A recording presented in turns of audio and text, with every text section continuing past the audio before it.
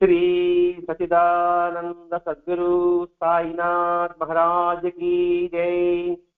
श्री सच्चिदानंद सद्गुरु भरद्वाज महाराज की जय। गुरुदेव दत्त। సద్గురు శ్రీ సాయినాథ్ యొక్క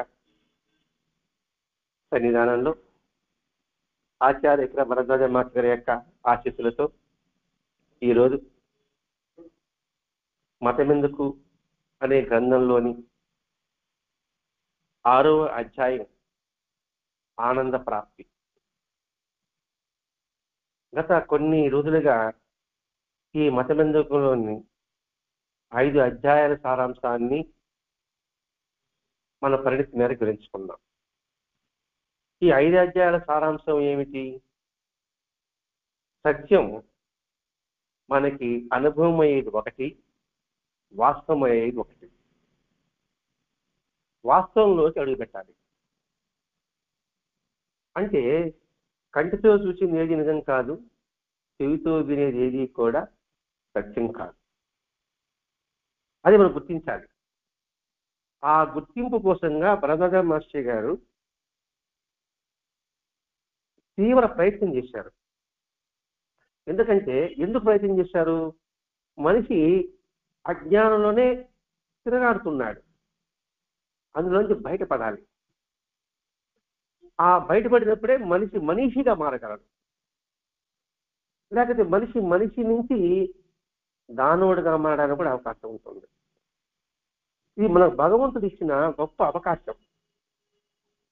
ఈ మానవ దేహంతో తరించడానికి అవకాశం ఉంది. ఇక్కడ తరింపు అంటే ఏమిటి? శాశ్వతమైన ఆనందంని పొందడము అని మనం భావించుకోవాలి. ఇక్కడ అంటే ఒక్కొక్క పదానికి ఒక్కొక్క అర్థాలు ఉంటాయి. సందర్భానుసారంగా మన అర్థాన్ని మనం గ్రహించగలగాలి, తీసుకోగలగాలి. గత వారం ఆనంద ప్రాప్తి ఎలా కలుగుతుంది, ఆనంద స్థితి ఎలా కలుగుతుంది అని వివరించుకున్నాం.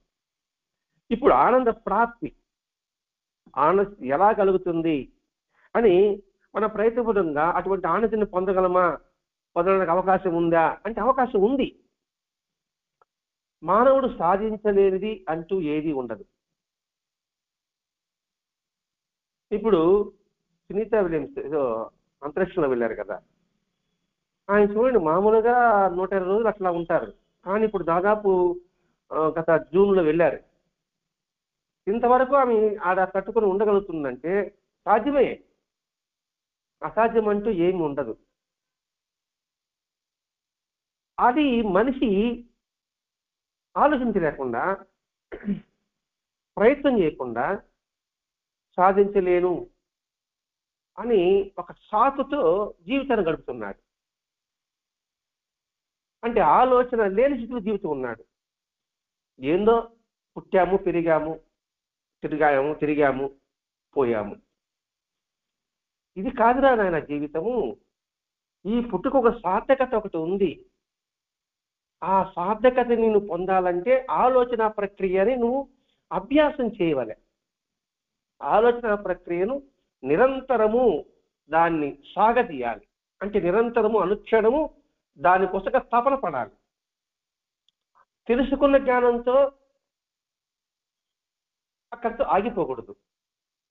ఆ జ్ఞానం ఇంకా పెంచుకుంటూ రావాలి అని చెప్పడం మాస్టర్ గారి యొక్క ఉద్దేశం. అది నాకు ఈ గ్రంథం రాయడు ఏదో బాబాజీ చదువుకోండి, కుర్చీ చదువుకోండి, ఏదో ప్రసాదం చేసుకోండి, అధ్యక్షులు చేసుకోండి, గుళ్ళు గోపురాలు తిరగండి, దాన ధర్మాలు చేయండి.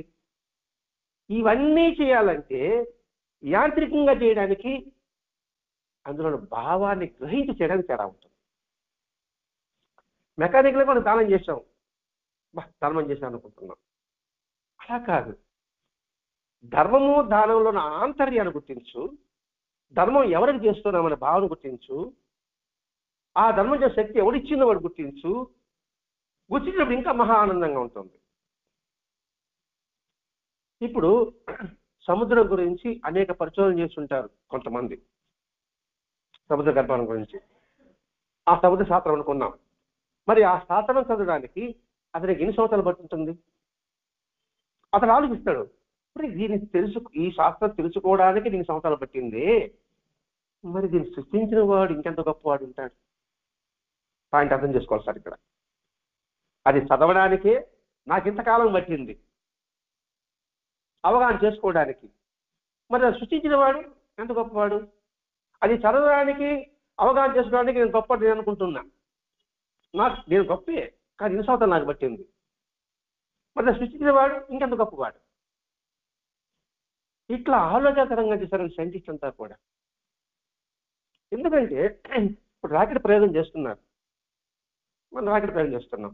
దాని నమూనా తీసుకొని ఎందుకు చెంగాళమ్మకి వెంకటేశ్వర అందరికి పోయి ఇటు పెట్టి ఆశీర్వాదం కోరుకుంటున్నారు. వాళ్ళు తెలివి తక్కువ వాళ్ళు అంటారు, నాసిక అంటారు కదా విజ్ఞానం. ఆ తెలివి తక్కువ ఇంత చదువు కూడా మన దేవుడు తిరిగిపోయినాడు అంటారు. అతడికి జ్ఞానం ఉంది. నాకు ఇది మేధాశక్తి ఇచ్చిన వాడు.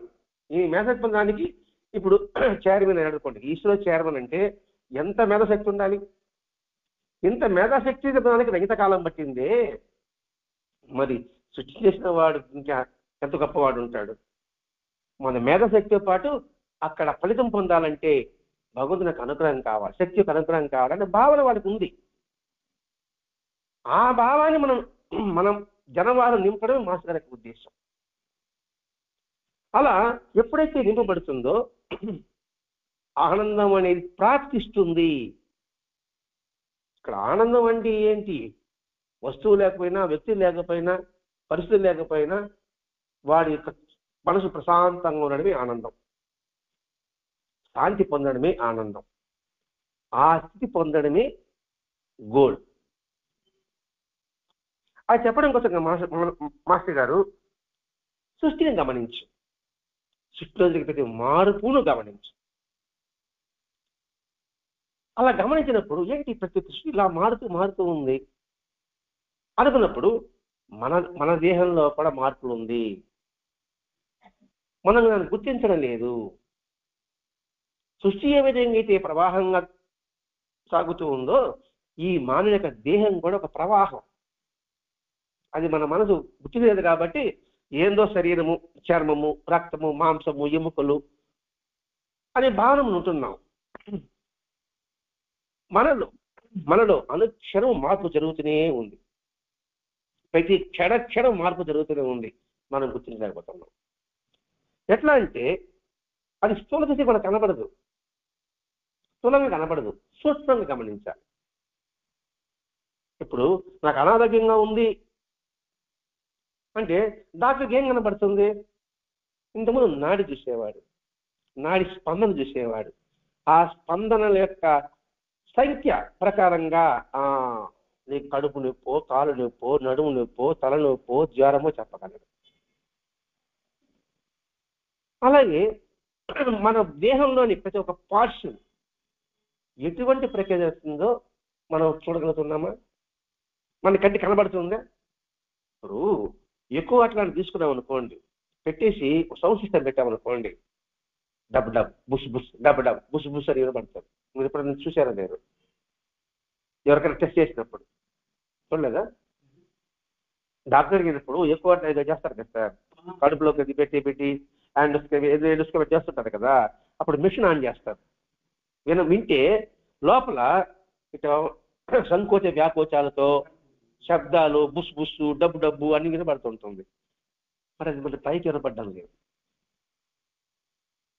అంటే చూడండి, ఆ శక్తి చూడు, భగవంతుడు సృష్టి చూడు. ఇట్లా ఆలోచించారు, అబ్బా భగవంతు సృష్టి ఎలా ఉంది సార్. ఆ శబ్దాలు బయటకు వినబడితే మనకి ఎలా ఉంటుంది? అది వినపడకుండా నిశ్శబ్దం లోపల ఉంది. అది భగవంతుడి సృష్టి ఏమిటి అనుకున్నప్పుడు అహంకారం ఉండదు సార్.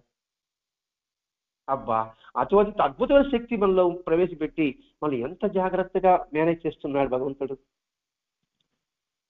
మన శరీరంలో అనేక ప్రవాహాల పరంపర జరుగుతుంది, అది గుర్తించు. ఆహార రూపంలో లోపలికి వెళ్తుంది, ప్రాణవాయు రూపంలో లోపలికి వెళ్తుంది, తాగే నీళ్ళ రూపంలో లోపలికి వెళ్తున్నాం. అయిన తర్వాత మన బొగ్గు పులుసు కార్బన్ వదులుతున్నాం. చెమట రూపంలో అనే సూక్ష్మ పదార్థాల్లో తిరిగి బయటకు వస్తున్నాయి. అంటే ఏంటి? అండ పిండ బ్రహ్మాండం. అండము లోపల పిండంగా ఉంటుంది, ఆ పిండ అంత తిరిగి పరిచయంలో బ్రహ్మాండం లైన్ అయిపోతుంది. ఈ శరీరం సార్ ఎక్కడి నుంచి వచ్చింది? భూమిలోని ఆహారం ఉత్పత్తి తీసుకోవడం ద్వారా పురుషుల్లో ప్రవేశించి అందులో స్త్రీలో ప్రవేశించడం ద్వారా అన్నం ఏర్పడింది. ఆ అన్నం తర్వాత తిరిగి పెద్ద తర్వాత తిరిగి క్షీణించింది కదా. అండపిండ బ్రహ్మాండం అంటే ప్రక్రియ జరుగుతూనే ఉంది, అనుక్షణము జరుగుతూనే ఉంది. ఒక రకంగా చెప్పాలంటే ఈ మానవ శరీరం కూడా ఒక నదీ ప్రవాహం లాంటిది, దాంతో పోల్చవచ్చు అంటున్నాడు మాస్టర్ గారు. ఇప్పుడు గంగా నది ఉంది, అది ఎన్ని సంవత్సరాలు ఎన్ని దశాబ్దాలు గడిచినా దాని పేరేమంటాము? గంగనే అంటాం. నిజానికి అందులో ఆ ప్రవాహంలో అనేక ఇసుక రేణువులు, అనేక నీటి కణాలు ఎప్పుడు స్థిరంగా ఒకే చోట ఉంటుందా? ఇసుక రేణువులు కానీ అలలు కానీ నిజానికి నీటి కణాలు కానీ స్థిరంగా ఒకే చోట ఉండదు. అలాగే మానవ శరీరం కూడా ఇది ఒక దేహం అని అంటున్నాం. దేహం అంటే నది అంటున్నాం. ఈ దేహానికి ఏం పేరు? వెంకటేశ్వరరావు, సుబ్బారావు, కృష్ణయ్యో అని అంటున్నాం. దాని గంగా నది పేరు పెట్టినట్టుగా.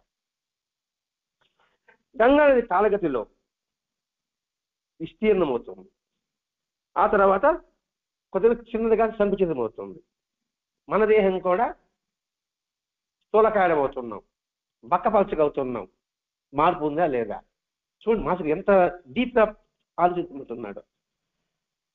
అట్లాగే మన దేహం కూడా అంటే శరీరంలో పూర్తి మార్పు రావచ్చు, అయినా దాన్ని ఆ పేరుతో పిలుస్తాం.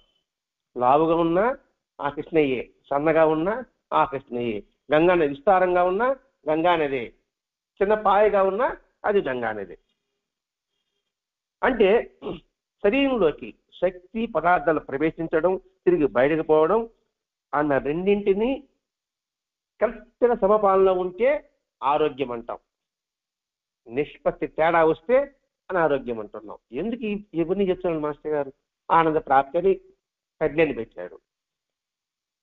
ఇవన్నీ ఆలోచించినప్పుడు అద్భుతమైన స్థితి వైచిత్రుని వచ్చి మనకి ఒక అద్భుతమైన ఒక వలయం లాగా ప్లస్ అద్భుతమైన దృశ్యం లాగా అనిపించడం. అబ్బా ఆహా అన్నప్పుడు ఎంతటి ఆనందం ఉంటుందండి. ఎలా కలుగుతుందంటే అనుభూతి చెందితే కలుగుతుంది. ఒకడికి వస్తువు చూసామనుకోండి, ఒకడికేమో అద్భుతమైన అనుభూతి కలుగుతుంది, ఇంకొకరికి ఏంటబ్బా ఇది అనిపిస్తుంది. సినిమాకి వెళ్ళాం, ఒకడేమో పక్కపక్క నవి అనుకుంటున్నాడు, ఒకడేమో పిచ్చివాడికి నమ్ముతున్నాడు అంట. వాడు అనుభూతి పొందాడు, వీడు అనుభూతి పొందలేదు. అనుభూతి పొందకపోతే ఎదుకొచ్చామని సినిమాకి అనుకుంటాడు వీడు. అనుభూతి పొందినాడు, అబ్బా పోతే 100 రూపాయలు పోయింది, ఆనందం అనిపించాను అంటాడు వాడు. అట్లాగే మనం ఆనంద స్థితి పొందాలంటే ఈ సుజంతా ఆలోచించామనుకోండి, అద్భుతమైన సృష్టి ఎంతటి ఆనందం ఉంటుందో. అటువంటి ప్రవాహమే మనసు కూడా. ఇప్పుడు దేహాన్ని పెట్టి చెప్పించాడు, గంగా నదితో పోల్చాడు, ఇప్పుడు మనసు ప్రవేశపెడుతున్నాడు. ఎందుకంటే మనసే ప్రధానం, దేహం కన్నా కూడా మనసే ప్రధానం. ఈ మనసు కూడా ఒక అద్భుతమైన అసంఖ్యాకమైన భావాల ప్రవాహము. మీకు అర్థం కాదు క్వశ్చన్ ఏంటి సార్? క్వశ్చన్ చెప్తున్నా. ఎందుకంటే మీ సమయం ఉపయోగపడాలి, సద్వినియోగపడాలి. సద్వినియోగం మీరు వివరించాలి. ఈ మనసు కూడా ప్రవాహం లాంటిది. ఎటువంటి ప్రవాహం? భావాల ప్రవాహం. అనుక్షణం సాగుతూనే ఉంటుంది. మాట్లాడుతూనే ఉంటున్నా, ఎలా చెప్పాలి ఎలా చెప్పాలి, ఏ భావం చెప్పాలి, ఎలా అర్థమవుతుంది, నా పరం జరుగుతూనే ఉందా? మీరు వింటూనే ఉంటారు, వింటూనే ఉంటుంది. దాని అర్థం ఏంటి, ఏమిటి ఆలోచిస్తూనే ఉంటారా? ఏది శ్రద్ధ కలిగినప్పుడు. లేనప్పుడు ఏమవుతుంది, మీరు తల ఆడిస్తూనే ఉంటారు, మీ ఆలోచన ఇక్కడ ఏం చేయాలని అంటూ ఉంటుంది. అది ప్రవాహమే, ఇక్కడ ఏదైనా తప్పులు కాదు. మనసు భావాల ప్రవాహము అని చెప్పడం ఇక్కడ ఉద్దేశం. ఈ భావాలు ఎలా కలుగుతున్నాయి? పంచ జ్ఞానేంద్రియాలు కలుగుతున్నాయి. కర్మేంద్రియాలు కాదు, జ్ఞానేంద్రియాలు కలుగుతున్నది. జ్ఞానేంద్రియాలు అంటే కన్ను, ముక్కు, నాలుక, చెవి, చర్మము. ఈ 5 చూస్తే ఆ చూపు మనసు మీద పడితే దాని తగ్గట్టుగా నీ మాట చేతలు ఉంటుంది. ఒక పాట ఒక మాట వింటే ఆ వినది మనసు మీద పడితే దాని తగ్గట్టుగా నీ ప్రవర్తన ఉంటుంది. ఇప్పుడు నేరుగా కన్ను ఏది చూడదు, ఆ దృశ్యం రెటీనా మీద పడి ఆ రిఫ్లెక్షన్ లో కన్ను చూస్తుంది అంటారు కదండి సైన్స్ ప్రకారంగా. అలాగే ఈ జ్ఞానేంద్రియాల యొక్కలో నుంచి మన మనసు మీద పడే వివిధ రూపాల వల్లనే తదను అనుగుణమైన మార్పు చెందుతూ ఉంటుంది. తన అనుగుణమైన రూపాల మార్పు చెందుతూ ఉంటుంది.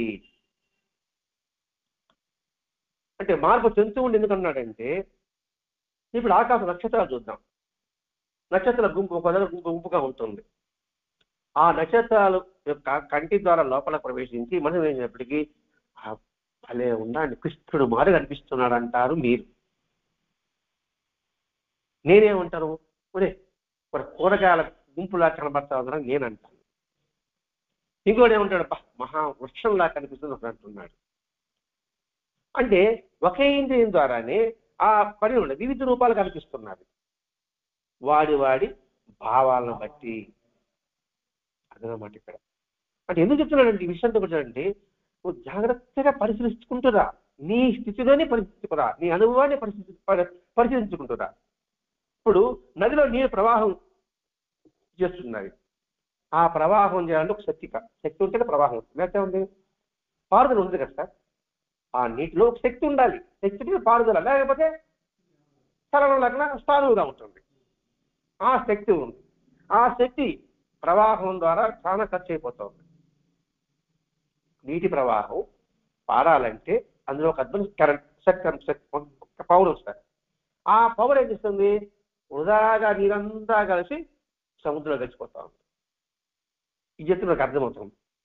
అంటే నీటిలో ప్రవాహనానికి శక్తి ఉంది, ఆ శక్తి ఖర్చు అయితేనే పారుతుంది, లేకపోతే పారదు. ఆ శక్తిని ఏదైనా సాంకేతిక నైపుణ్యంతో అంటే మిషనరీతో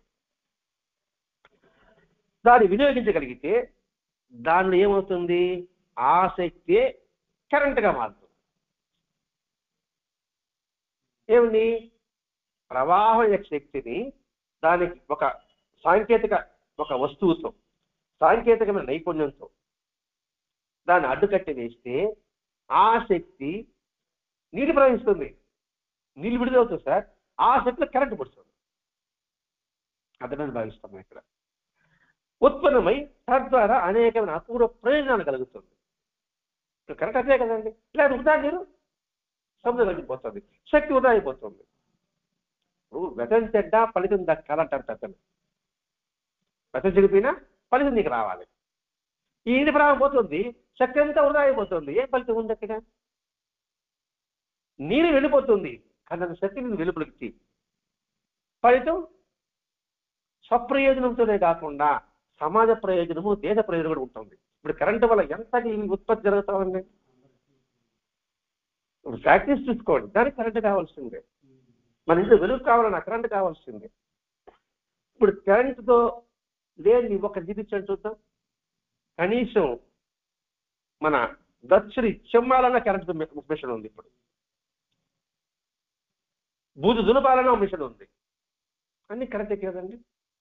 అంటే ఏంటి, ఆ శక్తి సాంకేతిక అడ్డుకట్టి వేస్తే ఆ శక్తి ప్రయోజనం వచ్చినట్టుగానే ఇదే యోగ సాధనలో ప్రవేశించి మళ్ళీ యోగ సాధనకు వచ్చాడు.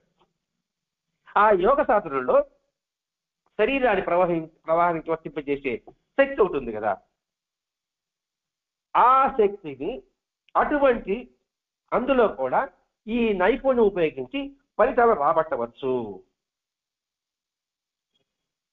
శరీరం వృధాగా తింటున్నాం, దాన్ని సరిగ్గా ఉపయోగించు అంటే ఏదో ఒక పని చేయి, ఆ పని ద్వారా సమాజ సేవ చేయి. మాస్టర్ చెప్తున్నాడు, ఈ దేహాన్ని కూడా యోగం అంటే కలయికండి. తద్వారా ఈ దేహంతోనే అనేక ఫలితాలను మనం పొందవచ్చు అన్నాడు. అంటే అది అపూర్వమైన ఫలితాలు పొందవచ్చు అంటున్నాడండి. అద్భుతమైన ఫలితాలు ఈ శరీరం సరిగా ఉపయోగించుకుంటే. శరీరంలో పదార్థం యొక్క ప్రవాహాన్ని నడిపించే శక్తిని ఇప్పుడు శరీరం అండి నడవాలన్నా, మాట్లాడాలన్నా, చూడాలన్నా, పరిగెత్తాలన్నా, ఏ పని చెయ్యాలన్నా ఆ శక్తిని దాన్ని ప్రాణచలనము అంటారు. ఇప్పుడు ప్రాణం చలనం లేకపోతే శరీరంలో చలనం లేకపోతే చెయ్యి తిమిరి పట్టిపోతుంది, కాలు తిమిరి పట్టిపోతుంది. అంటే ఏంటి? ప్రాణం ఉంది కానీ చలనం కావాలి. ఆ చలనం ద్వారానే కర్మేంద్రియాలు పనిచేస్తున్నాయి, సర్వేంద్రియాలు పనిచేస్తున్నాయి, అన్ని ఇంద్రియాలు పనిచేస్తున్నాయి. దాన్ని ప్రాణచలం అన్నాడు. అలాగే మనోభావాల ప్రవాహాన్ని కూడా సాగించే శక్తిని చిత్తవృత్తి అన్నాడు. మాస్టర్ గారితో సైంటిఫిక్ గా వస్తూ నీ దేహంలోని దైవత్వం ఉందిరా గ్రహించడం చెప్పడం. ఇక్కడ నీ దేహంలోని ఆనందస్థితి ఉందిరా ఆయన, దాన్ని నువ్వు సద్వినియోగం చేసుకొని ఆస్వాదించు అని చెప్పడం మాస్టర్ గారి యొక్క ఉద్దేశం. ఆనందం ఆనందం ఆనందం స్థితి ఎక్కడ ఉంటుంది? ఎక్కడో కాదు, అది నీలోనే ఉంది. నువ్వు పరిశీలించితే అది నీకే దర్శనం వస్తుంది. ఇప్పుడు మన దేహంలో ఉండే ప్రతి ఒక్క అణువు, ప్రతి ఒక్క చలనం గురించి మనం బాగా ఆలోచిస్తే చూడండి, ఇప్పుడు చెమట బయట వస్తుంది, చర్మానికి రంధ్రాలు లేకపోతే చెమట బయట వస్తుందా? రక్తం కూడా రావాలి కదా రంధ్రాలు ఉంటే. చూడండి, భగవంతుడి యొక్క నిర్మాణం, దేహ నిర్మాణం ఎలా ఉంటుందో ఆలోచించండి. ఇలా ఆలోచిస్తే ఇతర ఆలోచన మనకు లోపలికి రావండి. వ్యర్థమైన ఆలోచన లోపలికి రావు. ఖాళీగా ఉంటాను, బోరు కొడుతుంది, బోరు కొట్టి ఏం బోరు కొట్టేది? ఇక్కడ ఆలోచన శక్తి కూర్చుని ఇలా ఆలోచించి చెమట పడుతుంది. ఇప్పుడు ఏం రక్తం బయట రాలేదే, ఏంటి భగవంతుడి యొక్క వైపు పైకి అబ్బా అద్భుతం. ఇట్లా మనసు డైవర్షన్ అయిపోతుంది. డైవర్షన్ అయిపోయి మంచికి ఉపయోగపడుతుంది. అంటే మంచి అంటే ఆలోచించే తత్వం ఉపయోగం లేదండి. ఆలోచించే తత్వమే ఒక మంచిది. ఏదో ఉపయోగం కాదు, ఆలోచించడమే ఒక మంచి ఉపయోగం. మానవుడు కేవలం శరీరం కానీ మనసుని కానీ ఈ రెండిక యొక్క కలయిక అయినటువంటి మూలాన్ని చిత్తవృత్తులకు ప్రాణానికి విడదీయడానికి సంబంధం ఉంది. అంటే ఏమిటి? దేహం యొక్క చలనము, ఇటు మనసు యొక్క చలనము, ఈ రెండు కలయికడం వల్లనే అది ఒకరొక సంబంధం. అది విడదీయ ఒకట్లాగపోయినా అది అతికే. ఇది విడదీయరాని సంబంధం అట. ఇది ఒకదాని సహాయంతో రెండో దాన్ని మనం కోరిన రీతిలో సర్దిద్దుకోవచ్చని యోగ శాస్త్రం చెబుతుంది. శరీరం బాగుంటుంది, మనసు బాగుంటుంది సార్. మనసు బాగుంటే శరీరం బాగుంటుంది. లింక్ అంతే. మనసు బాగుంటుంది, శరీర సంబంధం లే. ఈ మనసుతోనే దాని శరీరం సహాయంతో నాకు చెయ్యాలి అని నా మనసు అనిపించినప్పుడు ఈ శరీరం చేయగలను. ఈ శరీరం ముందుకు పోవాలంటే మనసు సహకరించాలి. అక్కడ పోయి కూడా గమ్మున కూర్చుంటాం. అప్పుడు మనసు రే చేయరా, వచ్చావు కదా చేయరా అంటుంది. చూడండి, కాబట్టి ఈ రెండు విడదీయరాని సంబంధం. ఇప్పుడు ఇంకోటి చెప్తున్నాడు, ఈ శరీరం పదార్థం యొక్క ప్రవాహాన్ని తగి రీతిన నియంత్రిస్తే, దేహం గురించి చెప్తున్నాడు. ఈ దేహం పంచభూతాల యొక్క స్వరూపం, ఒక పదార్థంతో తయారైంది ఈ దేహం. దీనిని తగు రీతిన నియమించితే ఏ రోగాలకి లొంగని వజ్రకాయాన్ని సాధించవచ్చు. అంటే ఎలా నియంత్రించాలి? సింపుల్ చెప్పుకోవాలంటే రుజువుకు పోవద్దు, ఒక్క వాక్యం చాలు. రుజువుకు పోవద్దు, 1-2 రకాలు చాలు అని బాబా చెప్పాడే. ఈ దేహాన్ని పదార్థుల యొక్క ప్రవాహాన్ని తిరగడము, దాని తను నియంత్రించావనుకోండి, నువ్వు స్థూలకాయుడవుతావు, వజ్రకాయుడవుతావు. అంటే వజ్రం ఎంత దృఢంగా ఉంటుందో అంతగా నువ్వు తయారు కావచ్చు. ముసలితనం అంటే నీకు ఉండదు. చూస్తున్నాం, 90 ఏళ్ల వృద్ధుడు రన్నింగ్ రేస్ లో గోల్డ్ మెడల్ అంటాడు, ఈత బోట్లో గోల్డ్ మెడల్ అంటున్నాడు. ఎలా సాధ్యపడిన వాళ్ళు? వాళ్ళ దేహంలో పదార్థాన్ని తగు రీతి నియంత్రించుకుంటూ రావడం వల్ల. అలాగే ఏ బాధకి లొంగని మానసిక స్థితి, మనసులో కూడా అలా చేసామనుకోండి, ఎటువంటి బాధలు వచ్చినా సరే ఈ మనసు చలించదు. ఇలా ఉన్నప్పుడు ఆనందమే కదండి, ఆనందించి ఇలా వస్తుంది కదండి. ఇప్పుడు 90 ఏళ్ల వృద్ధురాలు ఇన్ని ఆటపోటీల్లో కావచ్చు, పాటల్లో కావచ్చు, నాట్యంలో కావచ్చు, మనం పేపర్లో చూస్తున్నాం, టీవీలో చూస్తున్నాం. మరి వాళ్ళకి ఎలా సాధ్యపడింది అంటే మొట్టమొదటి నియంత్రణ. నిరోధించడం కాదు, అంటే తీసిపారేయడం కాదు, నియంత్రణ. అంటే అతి సర్వత్రా వద్యే, అతి లేకుండా. అది మాట్లాడడం కావచ్చు, చూడడం కావచ్చు, వినడం కావచ్చు, నడవడం కావచ్చు, పని చేయడం కూడా కావచ్చు. అన్నిటికీ సమతుల్యం భావిస్తే నువ్వు ఒక స్థూలకాయుడు అవుతావు, వజ్రకాయుడు అవుతావు. స్థూలకాయుడినప్పటికీ వజ్రకాయుడు అవుతావు. లావుకున్నప్పటికీ కూడా వజ్రకాయుడిగా ఉంటాడు వాడు. అలాగే మనసుని కూడా ఆ విధంగా నువ్వు తర్ఫీదిస్తే ఏ బాధకి లొంగని, మనం ఊహించలేదని ఎన్నో ఇతర ప్రయోజనం వరకు ఎన్నింటిలో సాధించవచ్చు. ఒక వస్తువుని కనుక్కున్నా ఎంతగా ఆనందం ఉంటుందండి. ఒకరికి సహాయం చేసిన ఎంతగా ఆనందబుద్ధి కనుకొచ్చండి. సహాయం చేయడం శరీరంతో సంబంధించింది, వస్తువును కనుక్కోవడం మనసుకు సంబంధించింది. మరి ఈ రెండింటి ద్వారా ఆనందం పొందవచ్చా, పొందలేమా? పొందవచ్చు అని తెలియజేస్తున్నాడు. అంటే మనోభావాల ప్రవాహాన్ని నియమించడం ద్వారా, అంటే నియంత్రించడం ద్వారా, మనోభావాల ప్రవాహాన్ని, దేహం చెప్పుకున్నాం, మనోభావాల ప్రవాహాన్ని నియంత్రించడం ద్వారా మనలో ఉన్న చైతన్య కక్షను విస్తరింపజేయచ్చు. ఇక్కడ చైతన్య కక్ష అంటే మనలో ఉన్న ఒక శక్తి స్వరూపం. అంటే ఏంటి? విశాలత్వం చేయడం, మనసుని విశాలత్వం చేయడం. అలా విస్తరింపజేస్తే సృష్టిలోని వివిధ పదార్థాలతో ఉన్న చైతన్య లక్ష్యం ఉండే దానితో మనకి సంబంధం ఏర్పడుతుంది. అంటే విశాలత్వం ఉన్నప్పుడు అందరితో కలవాలనిపిస్తుంది, అందరితో సంబంధం ఏర్పరచుకోవాలనిపిస్తుంది. అలా లేదనుకోండి, నేను అనుకున్నప్పుడు అనుకోండి, సంబంధం ఎలా వస్తుందండి? ఒక అహంకారం ఒక ఇంట్లో ఉన్నాడు అనుకోండి, కనీసం వాళ్ళ ఇంట్లో వాళ్ళే అంత మాట్లాడడానికి జరుగుతారు. అంతేకాదు, అలాగే అంత ఫ్రీగా ఉన్నాడు అనుకోండి, ఇప్పుడు తల్లిదండ్రులు బిడ్డల్ని క్రమశిక్షణ పేరుతో తీవ్రంగా ఇచ్చారనుకోండి, బిడ్డలు తల్లిదండ్రులతో అన్యోన్యంగా ఉండలేదు, సఖ్యత ఉండలేదు. వాళ్ళు స్నేహితులుగా ఉన్నాం అనుకోండి, అది విశాలత్వం. అప్పుడేమవుతుంది? తండ్రి బిడ్డ సంబంధం అన్యోన్యత శాశ్వతం అవుతుంది. అది తండ్రి బిడ్డలు కావచ్చు, భార్యాభర్తలు కావచ్చు, స్నేహితులు కావచ్చు, సమాజం కూడా కావచ్చు. అట మంచి సంబంధం ఎప్పుడైతే ఏర్పడుతుందో ఆ స్థితిలో ఎలా అనిపిస్తుంది? నేను నీవు ఒకటే.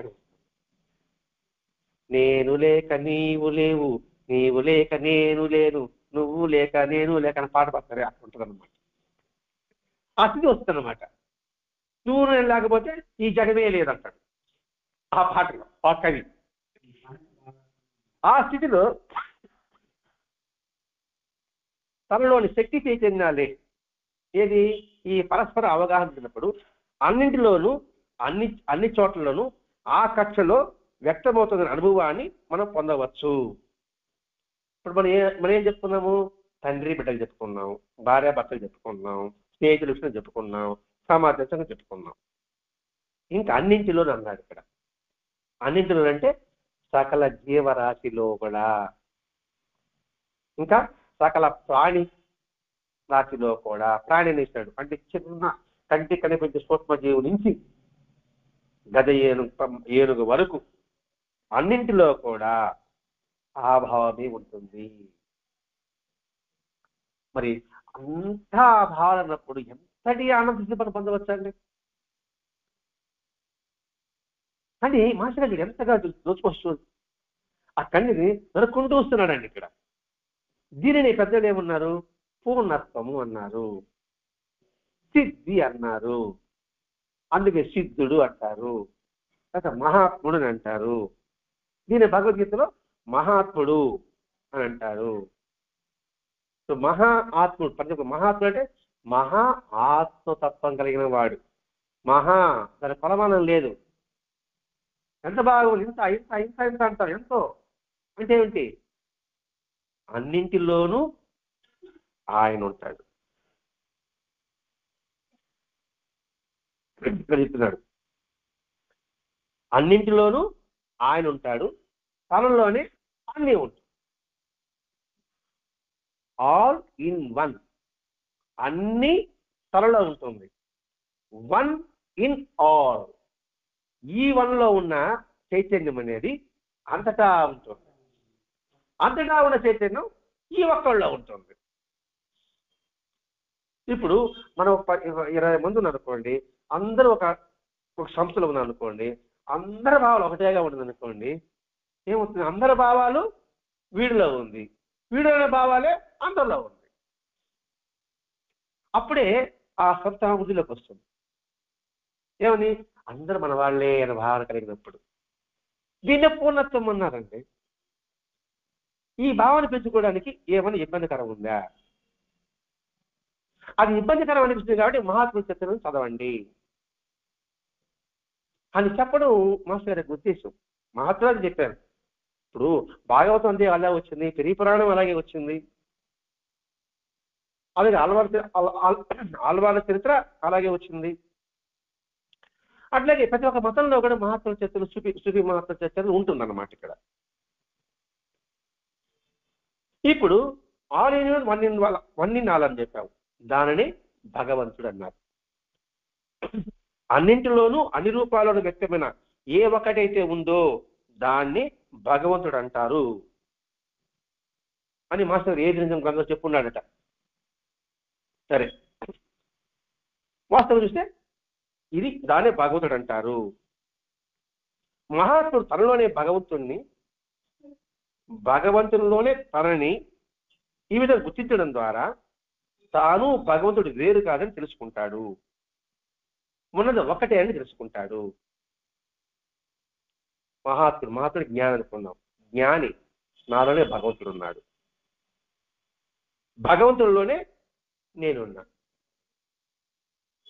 నీవు నాలో ఉన్నావు. బాబా చెప్పారన్నమాట, నీవు నాలో ఉన్నావు, నేను నీలో ఉన్నా అన్నప్పుడు భక్తుడికి భగవంతుడికి తేడా తీసుకుంటుంది. అందుకే భక్తుడికి భగవంతుడికి తేడా ఉండదు. కాబట్టి భక్తుడిని బాధ పెడితే భగవంతుడు చాలా కోపం వస్తుంది. ఆయన తిట్టే ఏం కోపం రాదు. నా అంశవాడు వాడిని తిడుతున్నవే. దాని ఉదాహరణ ప్రహ్లాదుడు. హిరణ్యకశిపుడు శ్రీహరిని ఎంతగా తిట్టాడు? ఎవరు వచ్చాడా? రాలే. ప్రహ్లాదుని శిక్షించాడు, కష్టపెట్టాడు, వచ్చాడు. నా యొక్క ప్రతిరూపమే. అందుకే అంటారు భక్తులు ఎవరంటే భగవంతుని యొక్క ప్రతి రూపాల వాళ్ళు. అందుకే మనం ఈ యొక్క వాటి ముందు పెడుతున్నాం అనుకోండి, మనం దేవాలయానికి వెళ్తున్నప్పుడు క్యూలో పోయినప్పుడు ముందు నెట్టేసి మనం నెట్టుకుని పోతే ఆగాడి చేస్తాడు ఆయన. మన ముందు పోయేవాడు భక్తుడే కదండి. వాడిని తప్పించి నువ్వు ముందు పోతే భగవంతుడు మెస్తాడంటారా? ఈ ఒక్క సూత్రం మనం పాటించగలుగుతామా? పాటించలేము. పాటించగలమా? మంచి సంగతి కాదు. పాటించగలమా? పాటించలేమా? పాటించగలం, అంతవరకే మనకి ఏదో పాటించగలం దాన్ని తెలుసుకుంటున్నాం. పాటిస్తే మంచి సంస్థ తర్వాత దాని పక్కన పెడదాం. అంటే మనకి అవకాశం ఉందా లేదా?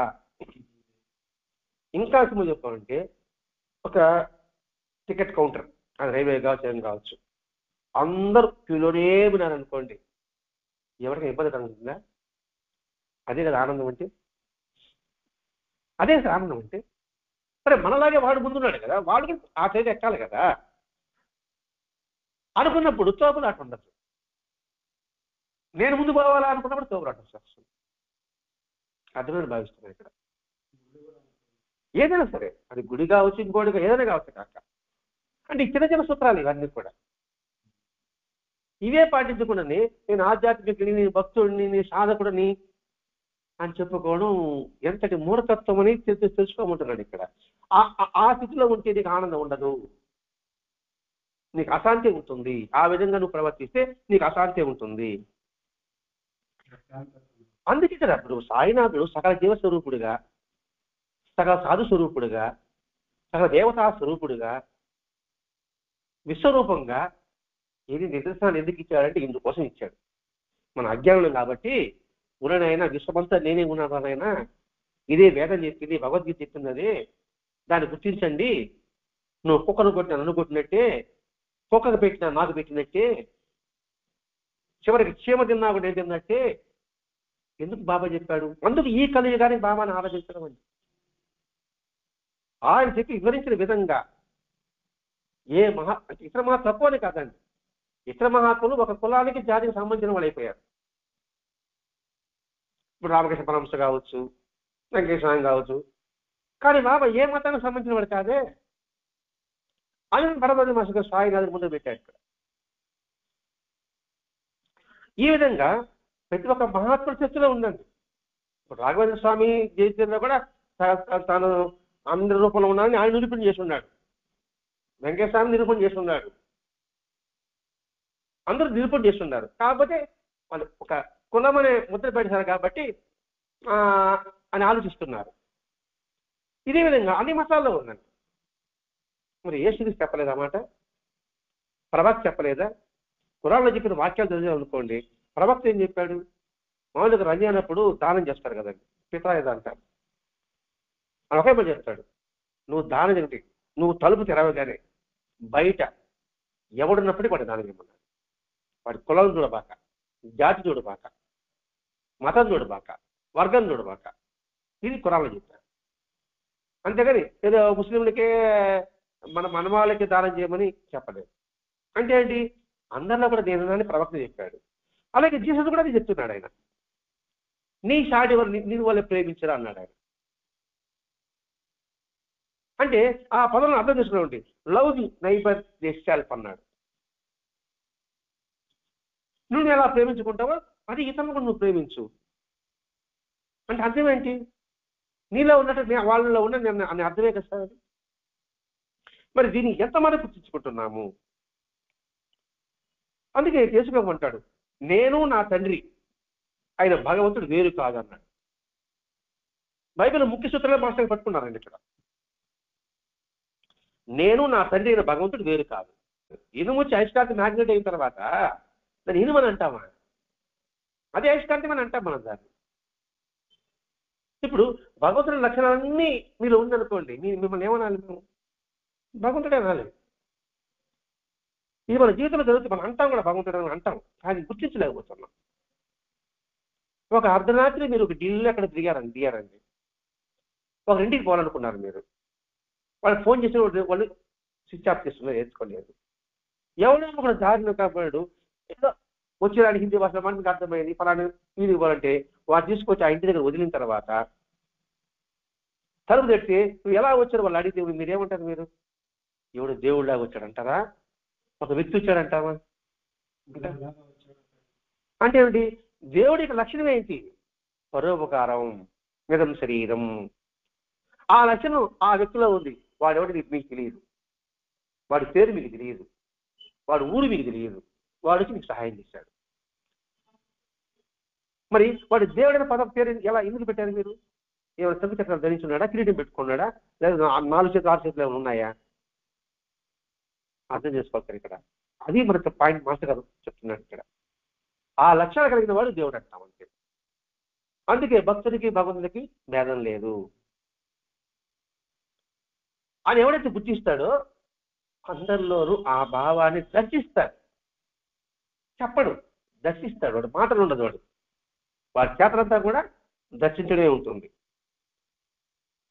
అది తెలియకుండా కొందరు మా యేసు గొప్ప అని ఒకడంటే, మా ప్రవక్త ఒకడంటే, మా కృష్ణుడే గొప్పని ఒకడంటే, మా రాముడే గొప్పని ఒకడంటే, మా సాయిబాబా గొప్పని ఒకడంటున్నాడు. వాళ్ళందరూ ఏం చెప్పారు? మిమ్మల్ని అందరినీ భగవంతుని బిడ్డలుగా చేయడానికి మేము వచ్చామని చెప్తున్నారు వాళ్ళు. బైబిల్గా అదే మాట ఉంటుందండి. నేను భగవంతుని బిడ్డలుగా అవ్వడం కోసంగా చేయడానికి మేము వచ్చారని యేసుక్రీస్తు చెప్పుకున్నాడు అక్కడ. ఇప్పుడు యేసుక్రీస్తు భగవంతుని బిడ్డ అంటారు కదండి, దేవుడి బిడ్డ అంటారు. భగవంతుడు యేసుక్రీస్తు అంటారు కదా దేవుని బిడ్డ అన్నప్పుడు ఈ బిడ్డ మనం దేవుని చేయడానికి ఆయన వచ్చాడు. అలాగే కృష్ణుడు కావచ్చు, రాముడు కావచ్చు, ప్రవక్త కావచ్చు, బుద్ధుడు కావచ్చు, రామకృష్ణ కావచ్చు, వీళ్ళందరూ కూడా ఉద్దేశం ఏంటి? మనందరినీ దైవత్వం దగ్గర తీసుకెళ్ళడానికి వాళ్ళు వచ్చారు. అది గుర్తించినప్పుడు రాముడు గొప్పవాడా, కృష్ణుడు గొప్ప తక్కువవాడా నాను, శివుడు ఎక్కువ నాను, లేదా యేసుడు ఎక్కువ అనము, ప్రవక్త ఎక్కువ అనము, ఎవడు తక్కువ అని అన్నాను. అంతా ఒకటే, అందులో ఉన్న చైతన్యం ఒకే ఒక చైతన్యము. ఇప్పుడు టీవీ ఉంది, పోర్టబుల్ టీవీ ఉంది, తర్వాత బ్లాక్ అండ్ వైట్ ఉంది, తర్వాత కలర్ ఉంది, తర్వాత ఎల్ఈడినా ఏమంటారు, ఎల్ఈడి టీవీ అంటారు. ఎల్ఈడి అంటారు, LED portable black and white అంటారా? టీవీ మన వాడుతున్నారా లేదా? టీవీ అని అంటున్నావా లేదా సార్? పోర్టబుల్ టీవీ అంటున్నావా? Portable black and white colour LED అంటున్నావా? ఇంకా సింపుల్ సార్, సింపుల్ చెప్తాడు మాస్టర్ ఇక్కడ. మరి వాడావు కదా నువ్వు. మరి ఆ పోర్టబుల్లో కనబడేది ఆ బొమ్మే, బ్లాక్ అండ్ వైట్ కనబడేది ఆ బొమ్మే, కలర్లో కనబడేది ఆ బొమ్మే, ఎల్లులో కనబడేది బొమ్మే. అలాగే యేసుడు చెప్పినా ఆ సిద్ధాంతమే, ప్రభట్ చెప్పినా ఆ సిద్ధాంతమే, రాముడు చెప్పినా, కృష్ణుడు చెప్పినా, గురునానక్ చెప్పినా, రాఘవేంద్ర స్వామి చెప్పినా, వెంకటేశ్వర స్వామి చెప్పినా, శ్రీ సాయినాథ్ చెప్పినా ఆ సిద్ధాంతమే. అటువంటిప్పుడు తారతమ్యం ఎందుకు? అలా అన్నప్పుడు ఆనందం ఉంటుంది.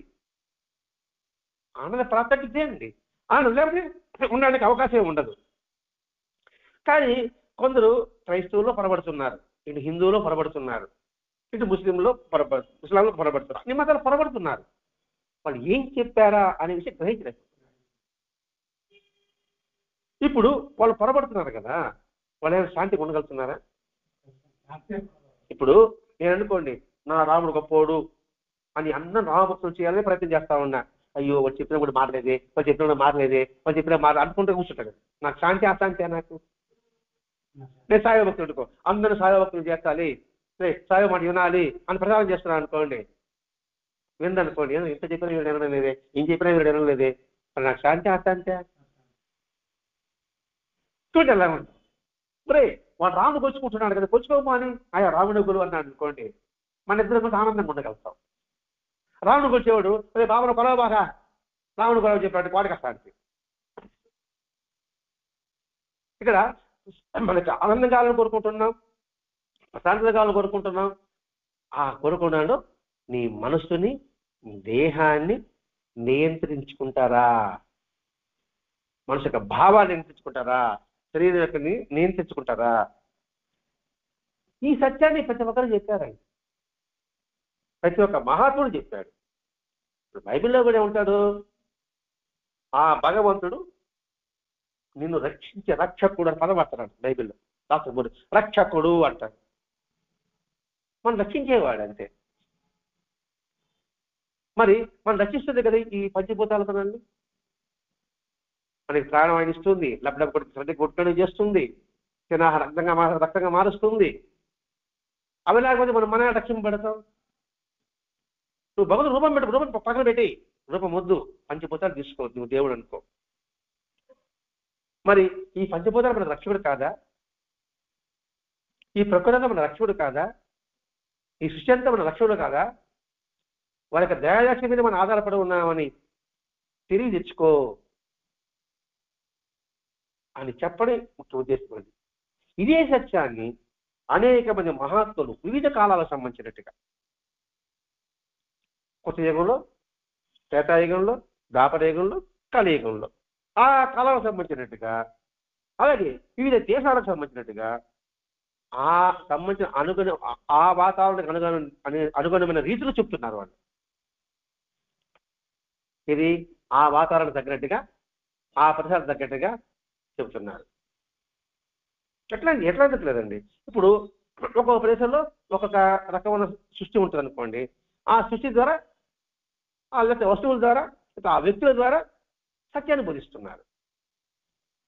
చూడగలిగితే అంతగా సత్యమే.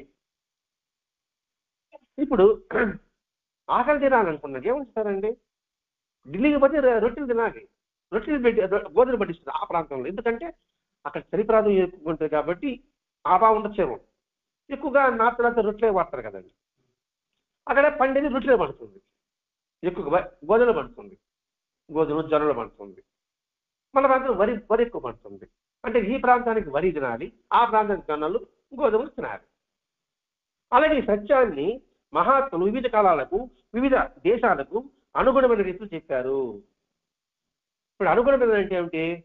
ఎవరి తగ్గ స్థాయిలో వాళ్ళు చెప్పాలి.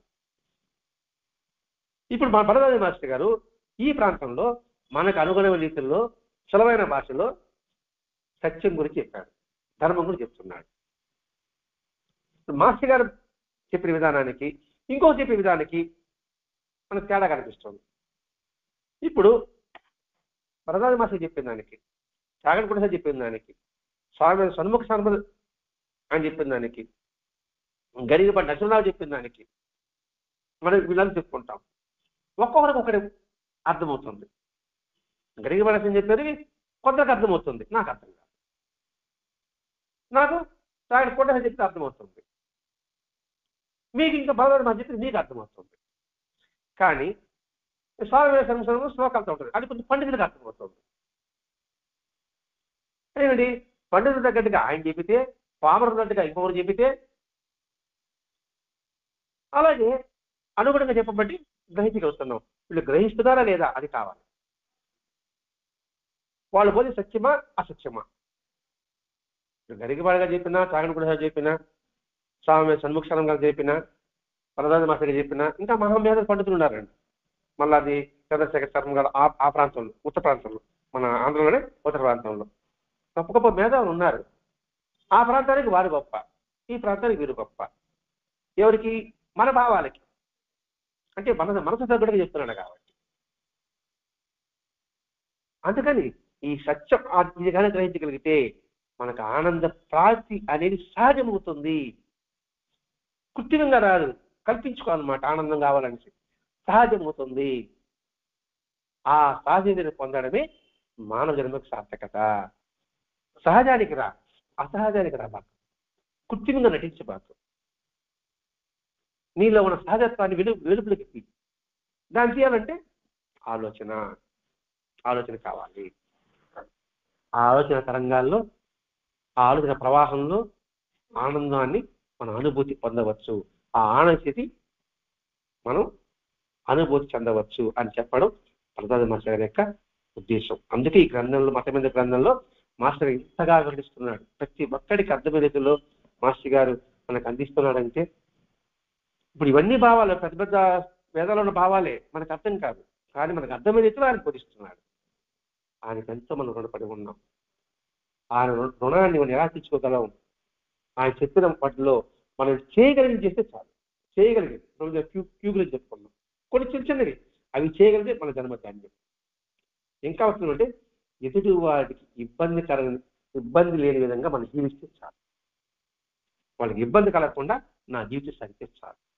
అదే ధన్యం, అదే ఆనంద స్థితి. స్వస్తి. శ్రీ సచిదానంద సద్గురు సాయినాథ్ మహారాజ్ की जय. श्री सच्चिदानंद सद्गुरु भरद्वाज महाराज की जय. गुरुदेव दत्त.